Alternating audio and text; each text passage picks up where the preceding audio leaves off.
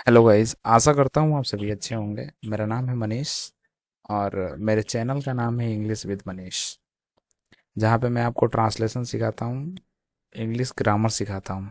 ठीक है। तो मैं आपको बस बताने आया हूँ कि बहुत सारे बच्चे भेजते हैं। हमने एक सीरीज चालू किया है जिसका नाम है हाउ टू ट्रांसलेट। ट्रांसलेट, यहाँ पे जगह नहीं है इसलिए मैं ऐसे लिख रहा था। ट्रांसलेट इनटू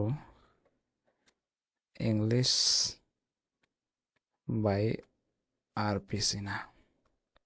ठीक है।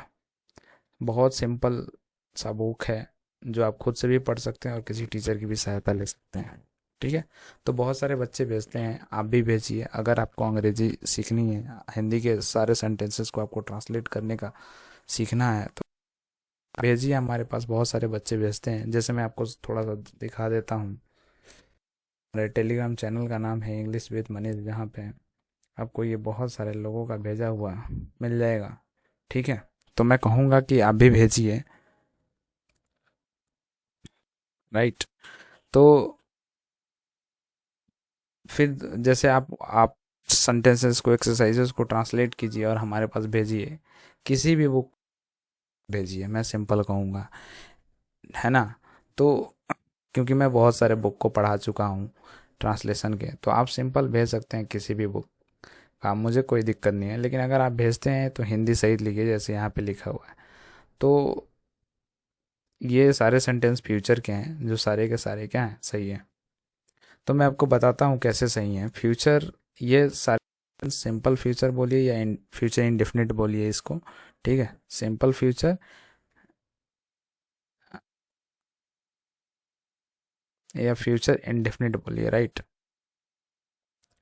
तो इसमें रूल क्या कहता है? इसमें रूल ये कहता है कि अगर आपको सेंटेंसेस बनाने हैं ना, तो आई के साथ, आई और वी के साथ, केवल आई और वी के साथ आपको लगाना है सेल, और रेस्ट जो बचते हैं सब्जेक्ट, उन सभी के साथ विल का आप प्रयोग कीजिए। ठीक है। तो इसका स्ट्रक्चर ये होता है, सब्जेक्ट प्लस सेल या विल, सेल या विल, उसके बाद भी वन लगेगा हमेशा। यही है इसका स्ट्रक्चर, बहुत सिंपल है। लेकिन मेरा एक सवाल है आपसे कि इफ़ आई से, मैं पेन दूसरा ले लूँगा तो मैं कहीं पे भी लिख सकता हूँ, इसका मतलब है ना। तो कहने का मतलब है कि अगर मैंने कहा कि I will, I will kill you, क्या ये सेंटेंस गलत है? आई सेल किल यू, दोनों में कौन सही है और कौन गलत है, ये आपको बताना है। बहुत आसान है। ठीक है। तब तक मैं आपको कुछ समय देता हूँ, आप सोच लीजिए। ठीक है। तो यहाँ पे देखिए, अब थोड़ा सा इस जो दिया गया ये सारे सेंटेंस मैं आपको एक तौर तरीका से चेक करके बताता हूँ। देखिए, हमारा सब्जेक्ट है और मैंने कहा कि अगर आई और वी हो तभी हम सेल लगाएंगे, बाकी सभी के साथ विल लगाएंगे।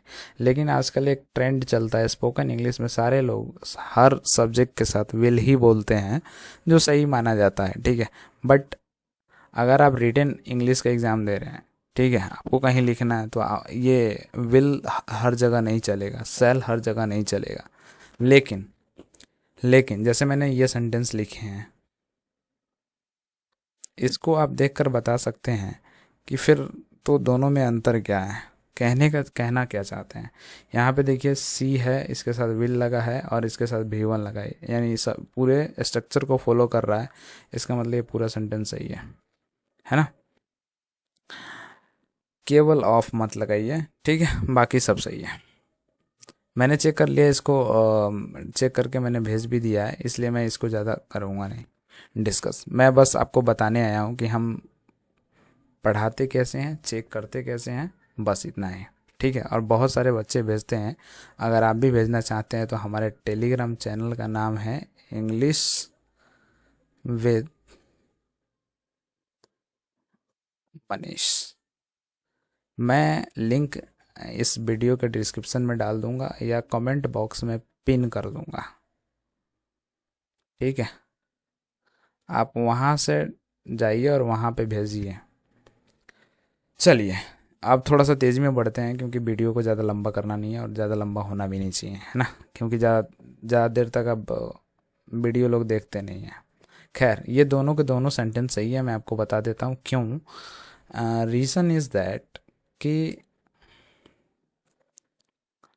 थोड़ा सा इसको, ये, हाँ ये चलेगा, ठीक है, इससे अच्छा तो यही है।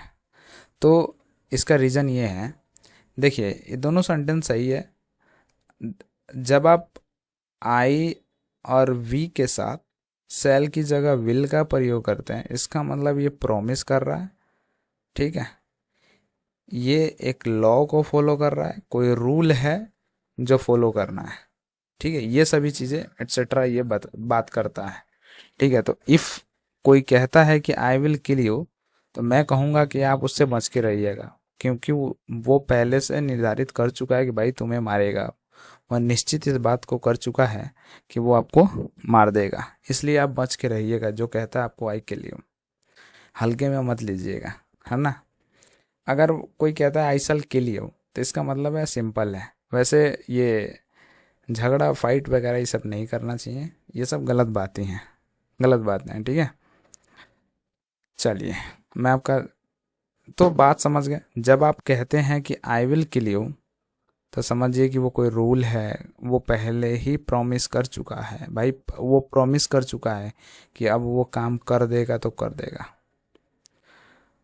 अगर आई शैल कहता है तो ठीक है यार, करेगा कि नहीं करेगा इसकी कोई गारंटी नहीं, लेकिन अगर कोई कहता है कि आई विल किल यू, तब तो भाई ही के साथ भी सेल का यूज कर सकता है जब वो किसी रूल की बात करता है, किसी प्रॉमिस की बात करता है, किसी लॉ की बात करता है, ठीक है।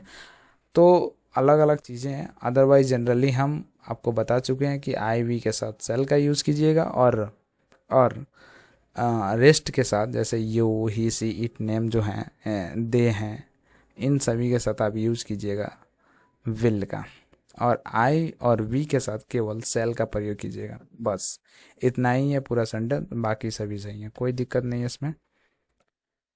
चलिए, ये किसी और ने भेजा है, अच्छा ये अलग अलग सेंटेंस है। देखिए यहाँ से, ये पास्ट टेंस है, ठीक है, ये कौन सा टेंस है, पास्ट टेंस है। अब पास्ट टेंस में आपको पता है सब्जेक्ट प्लस भी टू प्लस ऑब्जेक्ट होता है ना, हमेशा भी टू होगा। जैसे गो का भी टू क्या होता है, वेंट होता है। यानी अगर मैं बोलता मैं गया, है ना, तो आई वेंट लिखेंगे, सिंपल। तो जैसे यहाँ पे प्रश्न, शिक्षक ने प्रश्न किया, ये पूरा सेंटेंस क्या है, पास्ट इंडेफिनिट में है ना। तो शिक्षक ने प्रश्न किया, तो शिक्षक के लिए सब्जेक्ट हो गया, सॉरी शिक्षक क्या हमारा सब्जेक्ट हो गया। उसके बाद आने वाला भी टू है, आस्क का आस्क्ड होता है, और क्वेश्चन। अच्छा, एक ही प्रश्न किया होगा ना, एक साथ हजारों प्रश्न थोड़ा ना कर दिए होंगे।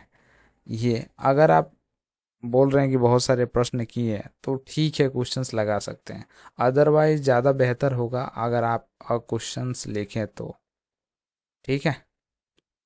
परवीन, उसने दाल रोटी का ही एट हो गया, दाल रोटी ठीक है, रोटी एंड दाल भी सही है, दाल एंड रोटी भी लिख सकते हैं, इसमें कोई दिक्कत नहीं है। वी सैंग अ सॉन्ग, मैंने देख लिया ये सारे सेंटेंस सही है, ठीक है।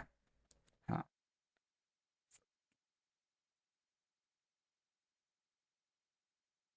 इसमें कोई बड़ा सा तोप है नहीं।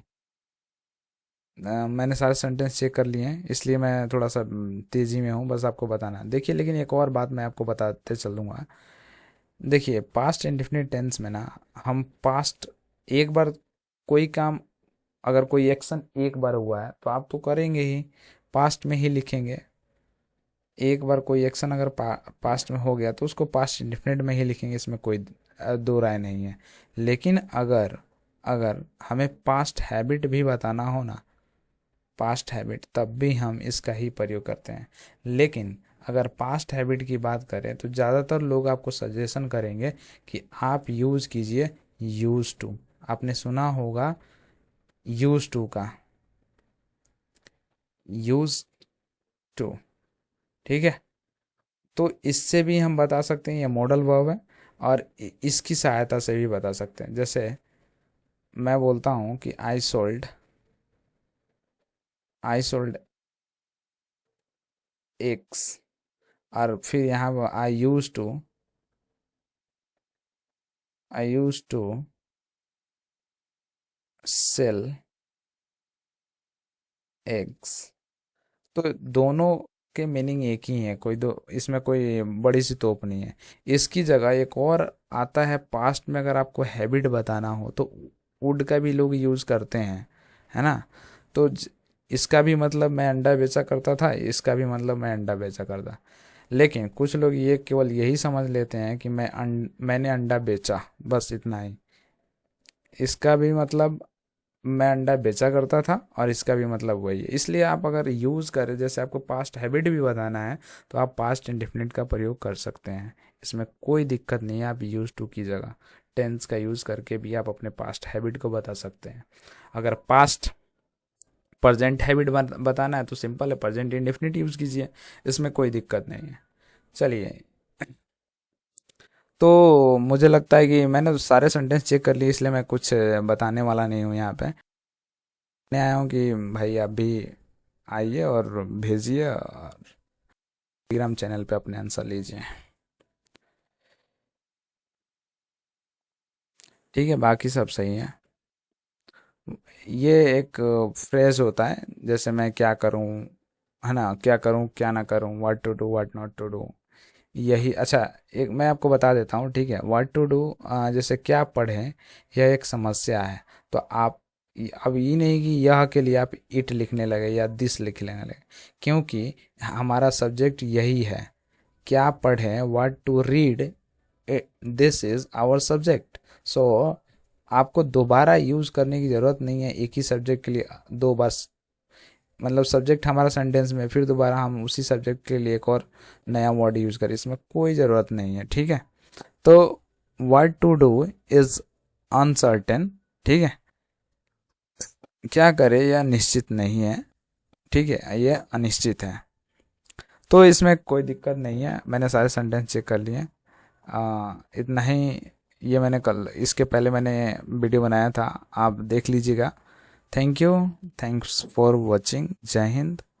ज्वाइन कर लीजिए टेलीग्राम चैनल, ताकि आपको ज़्यादा बेहतर। चलिए, ठीक है।